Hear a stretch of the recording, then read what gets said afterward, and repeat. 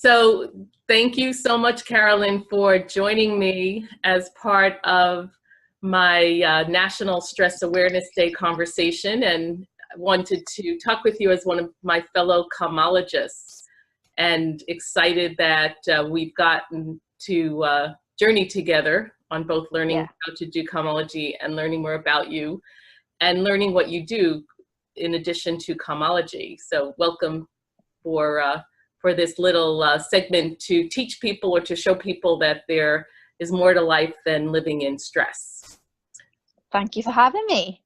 Yes, so you do a lot. I know you, before you even came to Calmology, you have already made a mark for yourself in this world of holistic healing. And why don't you share a little bit about what you do and where you're from? Okay, so I'm from England. I'm from Newbury, which is near Reading, which is not far from London. But I'm originally from Wales. I grew up in Swansea. And basically, I've done a lot over the last sort of 20 years. And it's all accumulated into what I'm doing today, which is basically acupuncture. And I teach all of the calms. So I do mind calm coaching, and I use body calm a lot with my patients. And I go into companies and teach mind calm in companies as well. And I'm loving mind detox. I'm using mind detox a lot more now with people over the internet like this on a video call. Mm-hmm. So yeah, that's pretty much what I'm doing. And I'm starting to build a bit more of an online presence so that I can reach more people to be able to work with them more in this way as well.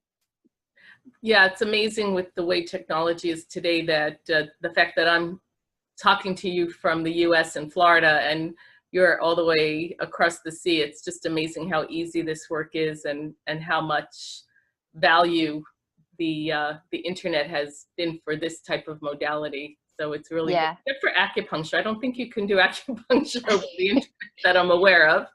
That's the biggest thing, you know, that's the biggest thing that stopped me for so many years from taking it more into the online sphere, is that you can't stick a needle in someone who's in Florida. But we can definitely do Calmology this way. And there's other things that I've wanted to teach, you know, a lot of coaching and manifesting and mindset and all of these other pieces that come into it as well. Right. So you have already been established in a lot of modalities. What brought you to the whole Calmology practice? I know we all have a little story about how we met Sandy and how our lives kind of changed for the direction it is today. Yeah. So I was hosting events for kind of top name speakers in our field. And I'd been doing a lot of work with Jason Chan. I don't know if you've heard of Jason Chan. No, I haven't. The Barefoot Doctor. So they're very Taoist, and they, you know, were teaching me meditation, which was very Taoist and very much like my acupuncture and Qigong practice. So I was doing a lot of meditation and I was working with these kind of people. And then I saw that Sandy's new book, Body Calm, was coming out. And I just saw that he put a post on Facebook saying, I'm doing this little tour of the UK with my new book launch. And if anyone would like to host me. So I just mentioned in the comments that I'd love to host him. And I had experience of hosting speakers. And he said yes. And he came. And over dinner, we were chatting, and he said, you know, would you like to do my mind and body calm? It was just mind and body calm at the time, the coach training. So I did the coach training with Sandy. So it was just Sandy who taught me mind calm and body calm. So I was really fortunate to have been taught by the master. Yes, which is wonderful. Yes, and it's nice to be part of the beginning, and then from there, what he realized is that he had to bring this modality to the world. And I came on board when he actually had the whole suite, which is the Calmology, where I know individually, like you said, there was mind calm and body calm. And I am not a health practitioner, but I just was amazed at just living in life as we see that if we could have some kind of tool to bring to our family, our friends, our community, it's amazing. Yeah, definitely. What I found, because I've been doing a lot of different types of meditation, with the meditation that Sandy taught me. So the first one I did was mind calm. It changed my life so much. I mean, meditation had already changed my life. You want to get Meditation had already benefited my life so much, and I was teaching it, the other forms of meditation. But the first week I started learning mind calm, it was like transformational, you know. It kind of felt like everything was about a future focus before. So like even the meditations I was doing before, it was like to change my state and to raise my vibration so that I could attract something new into my life. And the focus was always the future. So I was very ambitious and I was trying to achieve a lot in life, but I was very busy and I was a bit of a, busy fool.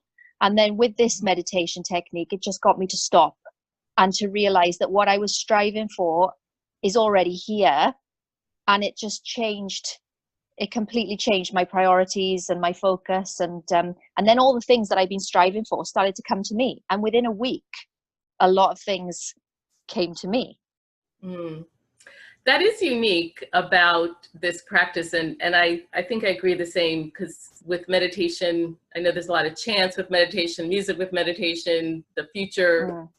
And this is all about conscious awareness, which you explain really great. There's nothing to do other than find that conscious awareness within yourself and that place of stillness. Yeah. Very good. And then body calm was perfect for you to also learn because of your acupuncture. Yeah, it was body calm that initially attracted me. And I thought, that would be great to use with my patients. Right. And then as part of the training I did with Sandy. I have them all. So do I. So do all my patients now. Right. But as part of the training I did with Sandy, I had to learn mind calm first. So for me personally, I found mind calm the most transformational. And then to share with others, some people resonate more with one and some people resonate more with another. But that's the beauty of the Calmology, is that we've got these 4 techniques and there's something for everyone in there. Yes. I will say, I do think of you when I do go to my acupuncturist locally. I don't go that often, but when I always take advantage of anywhere that I could take a moment and get into that conscious awareness. And so in Mind Calm and Body Calm, there's a series of thoughts that you use. And I think what you said too is from using the different thoughts, your patients feel more at ease, or I know I personally feel more at ease when I'm on the table. And probably, I don't go to my acupuncture that often, but when I do, I know I always get praised by my acupuncture for how well my different issues over the years that I used to go to her for are not the same. So I love, on a daily basis, I do this practice, and then especially when I'm in a session with her, I take advantage of allowing that practice to even go deeper into my healing. I found this with a lot of my patients, especially I've got one patient coming to mind. She came to me with a lot of health conditions and a lot of chronic fatigue, fibromyalgia, so much there. It was a little bit difficult to know where to start. So over the course of 6 months to a year, we did some regular acupuncture and she started to get better, and she was about 50% better. But then she started to use the mind calm and body calm with the acupuncture. And that was when she got 100% better, because she had a daily practice of something that she could do for herself, and it just accelerated the entire healing process. So I've seen that with a lot of patients. So I know, we keep on mentioning Sandy. Sandy Newbigging is the creator of the Calmology and the practice. And how would people find you, or we're all unique in our way. So what is unique about how you integrate the Calmology work and all the modalities that we've learned as Calmologists? What's unique?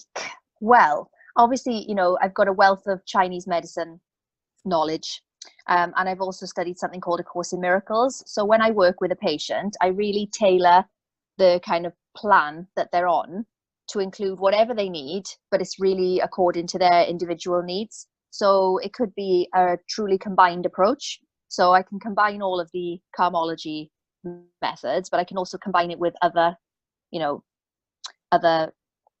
things like that. And I think that's what's great, looking back at why I'm doing this for National Stress Awareness Day. a lot of people don't think that there's an out for them. There's a Mm. lot of unnecessary suffering, and now I lost the phrase, but I know when we're not meant to suffer. So, but tell Yeah. someone that's suffering that it's very difficult to understand that, and Yeah. and so that's why I really have this mission to share as much as possible. And for right now, this beautiful family of Calmologists have been trained in a real simple way to be free and just bring out that freedom to others. So, Yeah.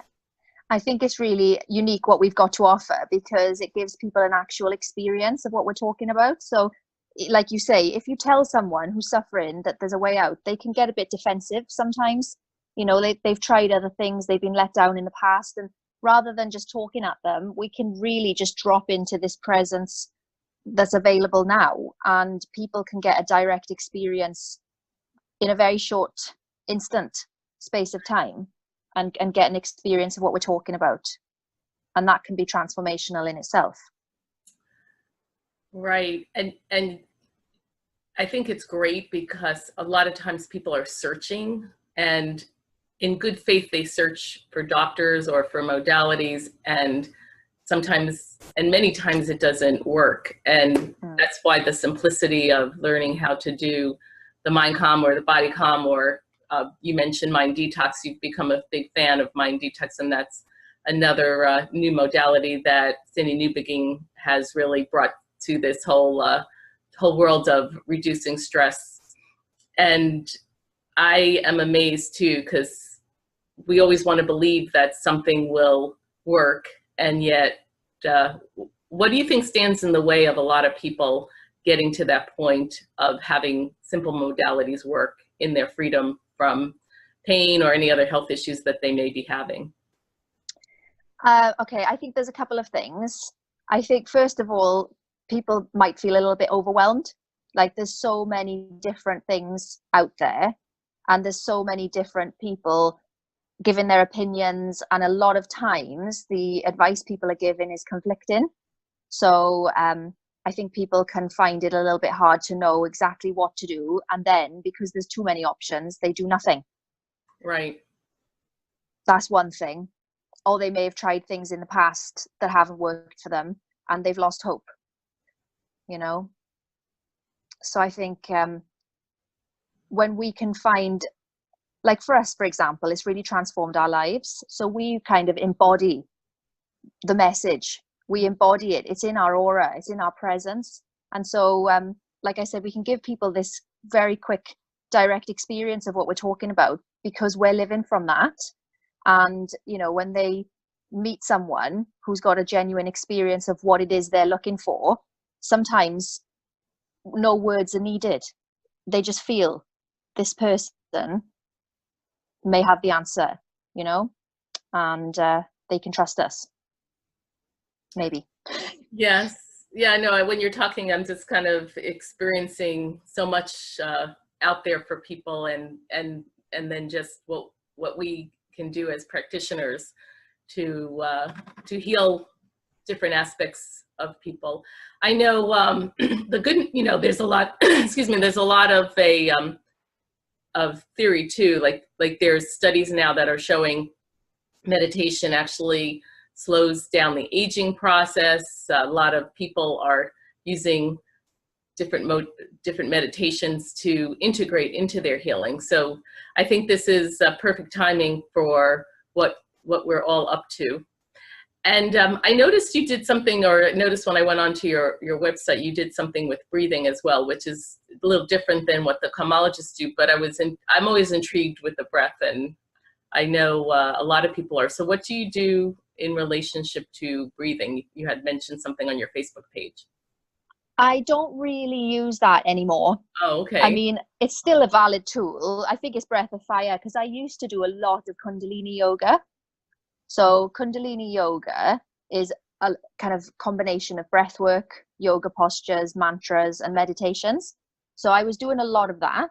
But then when I found Sandy's methods, I kind of dropped a lot of my other practices because I felt this is the only one that I need. really. So that's it really. Once you find this practice, Right. then you don't really need anything else. Yeah. Actually, yeah, it's funny that you say that, because the more and more I embrace this practice and I learn, I don't even want to do a lot of things. Like I'm known around my community for running and doing, and it's like, why? Yeah. Well, why? But I realize, back to that conscious awareness, instead of running away from it, what there is for me to do is just to keep going back into it, to get that still silent place that I could just be good for myself and others. So what I love, that Calmology is a very simple way to do something that would heighten who we are in the world as well. So you have a lot of things. It's now what's great is you keep on. What I love about this, what you're saying is you have a lot of things to do, and you did have to stop some things, but you look very serene. So even though you are doing a lot of things, I think sometimes people think that the more you do, you can, the more you do, the hectic it could be. But I think you just do things out of love and just find more things to enhance what you're up to in your life. So that's just I do. to me.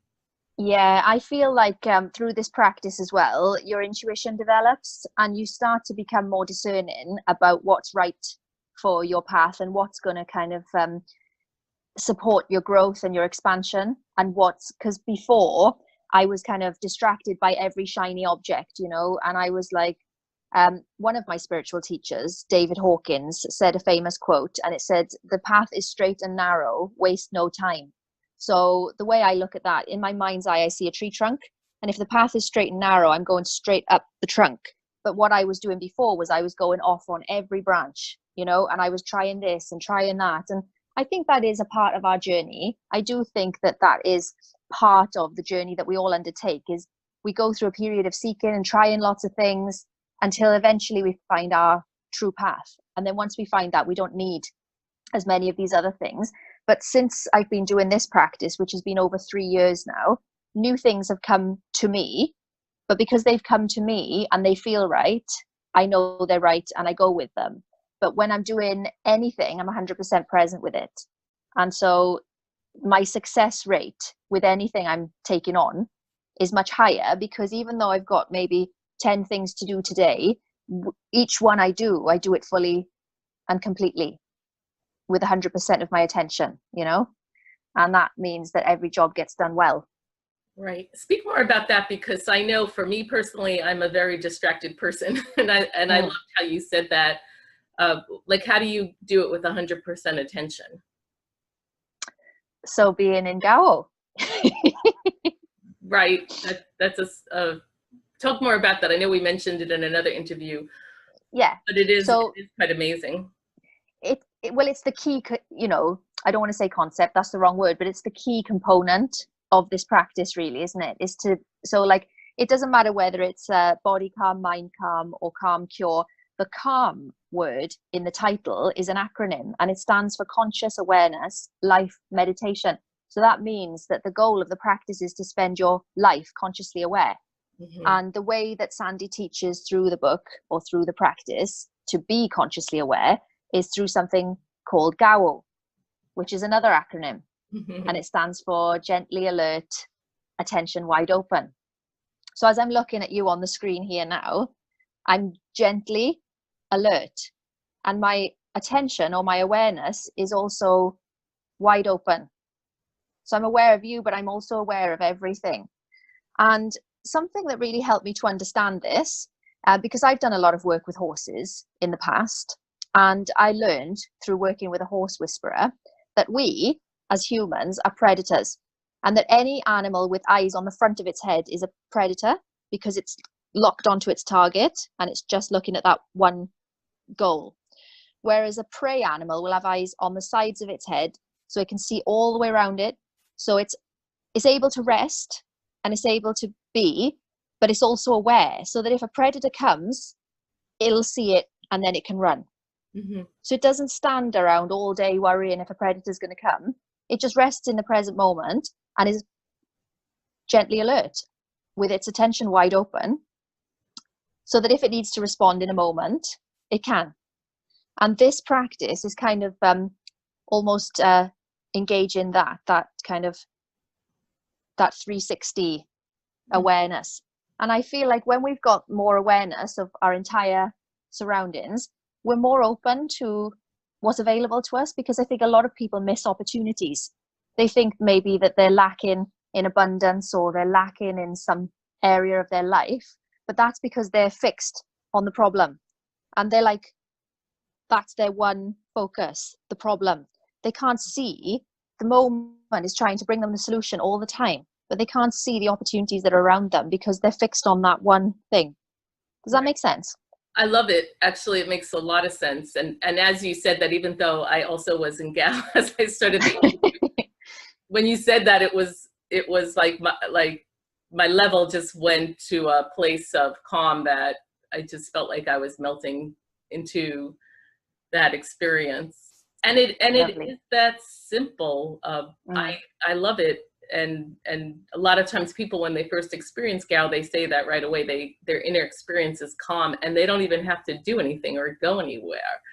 And you can practice it anywhere with open or closed eyes. And I do that a lot. And I realized from the whole Calmology practice, I said, if I had to share one thing with a person who would be going into becoming a Calmologist, I practiced it, but I didn't understand the power of it with everything from any, and if you go through the notes and everything, it's always there.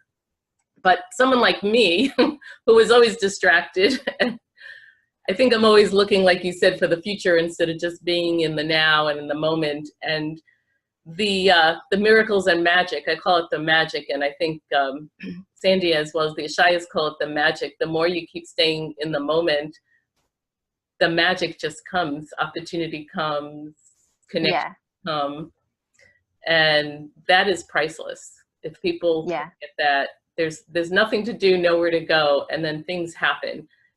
Just don't have to get out of that moment. Exactly. And for me, I spent a good maybe 3 years of just completely, like I said, my priorities changed once I learned this practice. I was just so happy to just rest in the now and let, life kind of work itself out, which it did very nicely. But it seems to be, I'm going into a phase now where things are being presented to me that need me to kind of move outwards a little bit again. But I think that is the balance of yin and yang.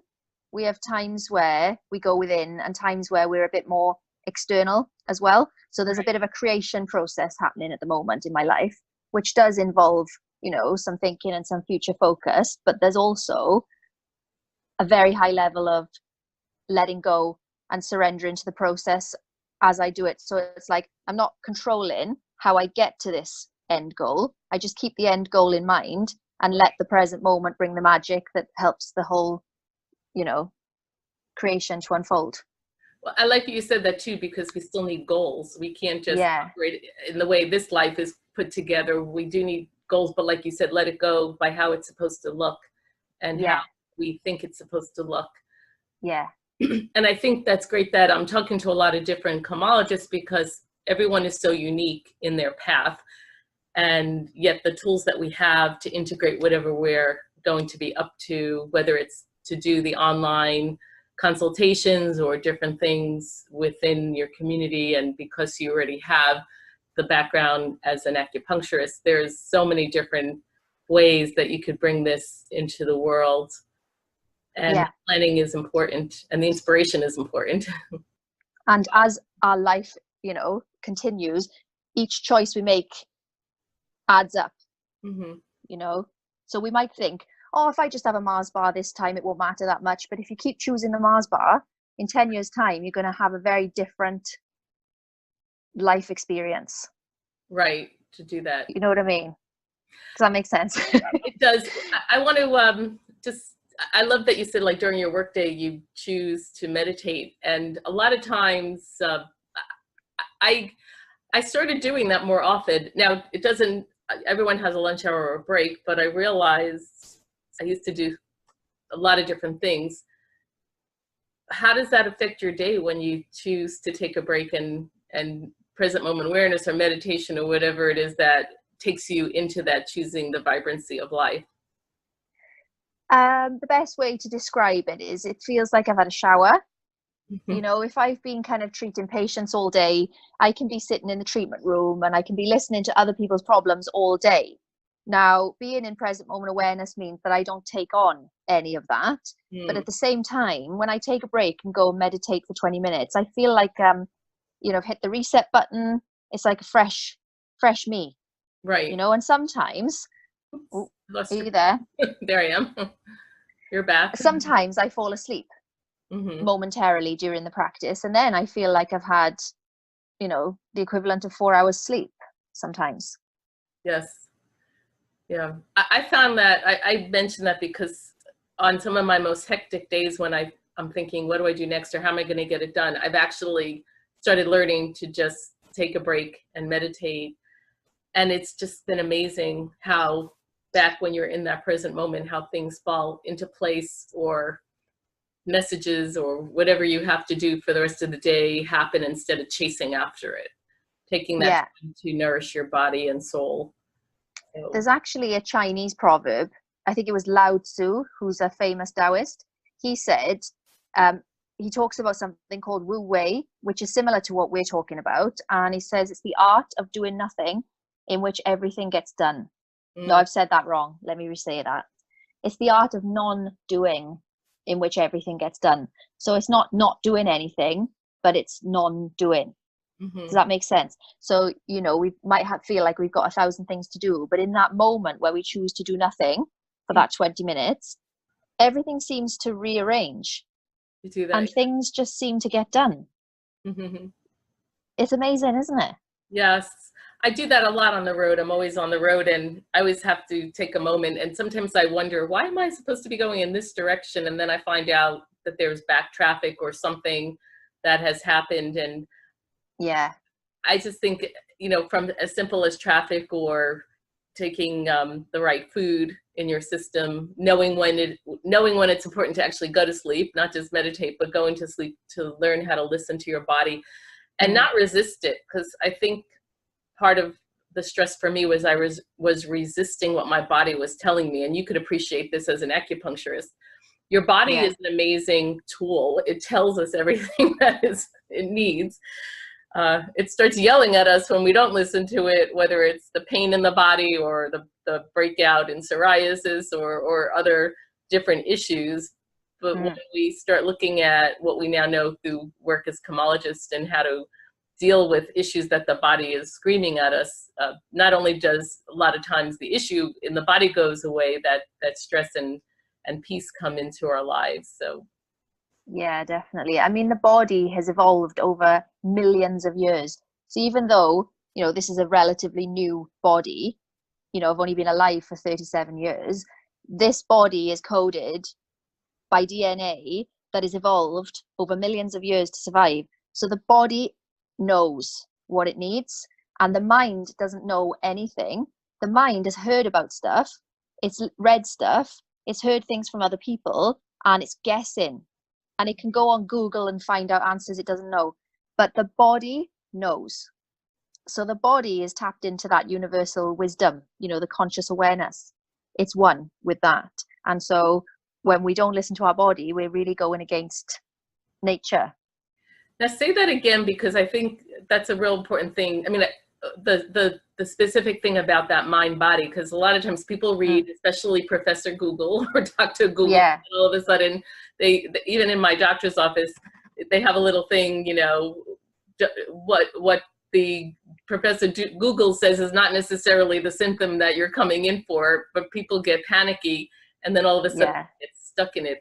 But I love how you describe that mind doesn't necessarily know anything, the body does. So how does so the disconnect, how do you work with that? Well, I think that's where our practice is so amazing because it helps us to have a break from our mind. Right. Because the thinking mind is guessing at best, and it's full of concepts and ideas that are not necessarily true, that is just heard from other people or has gone on Google and frightened itself with what it might be. But actually, the body knows. So when we get quiet and give ourselves space to just be still, then we can start to hear the body's whispers, because the body's always trying to tell us what it needs. But if we can't hear it because we've got so many thoughts, Right. it eventually turns into a scream. And that's when you've got an illness. And then to start healing when you're already ill, the Chinese say it's better to dig a well before you're thirsty. You know, going for treatment when you're already ill is like digging a well when you're already thirsty. You know, so if we can incorporate some of that stillness into our lives, we can really allow the body to speak to us and give it space so that we can hear. Right. And that also, in terms of taking responsibility, because sometimes the way doctors are trained in our society, they just think, okay, let's try this, or let's give us this pill. There's so much medicine out there, which is not necessarily what we need. I mean, we do have to be responsible and check things out and take the test. But even I know people from working with a lot of case studies that they keep going back to doctors because they're in pain. They think they're going to get something resolved, and the doctors don't even know, because I know they don't have the other tools. So there's the being responsible, and I guess, you know, once you've cleared something, or once from a stress point of view, once a lot of people go, like I know, as an example, even though rheumatoid arthritis is a very painful modality for your skin, I know some people through some case studies that thankfully they didn't have that. So I started working with them on trying to see the other cause. But a lot of times people will feel they need the medicine and then still not get the results. So I think it's really important that we be responsible, not only work with our fellow doctors and the tools that are out there, but start incorporating the way that we can detach from our mind and start healing our bodies internally. Yeah, definitely. Because a lot of illnesses and conditions are caused by our emotions, or, you know, unresolved emotions.